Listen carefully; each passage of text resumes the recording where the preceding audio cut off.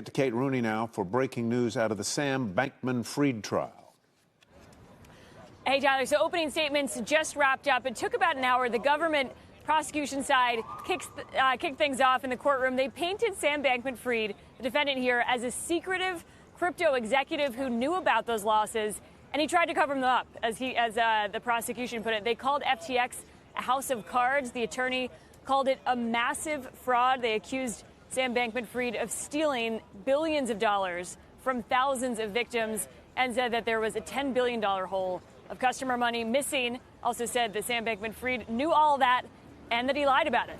They highlighted some of the celebrity endorsements and his time in front of Congress. He testified in front of Congress. Also, his efforts to gain customer trust and some of the advertising they did that mentioned trusting FTX. The government attorneys also accused Sam Bankman-Fried of funneling FTX money into an Alameda bank account and then creating essentially a backdoor in some of the code that allowed the company to withdraw endless amounts of customer money.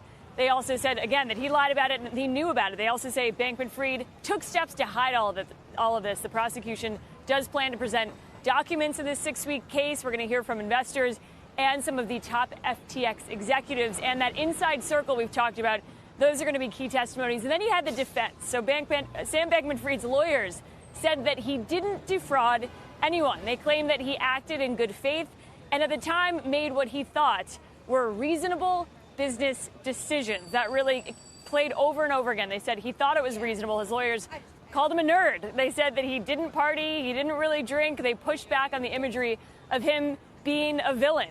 And they tried to frame this as a case of another high-flying startup that was just moving too quickly. And they used the metaphor, guys, of building the plane while they were flying it. And then they also said that that same plane flew into a perfect storm in this crypto downturn that happened last year. All the while, they say that he didn't have the right risk management in place.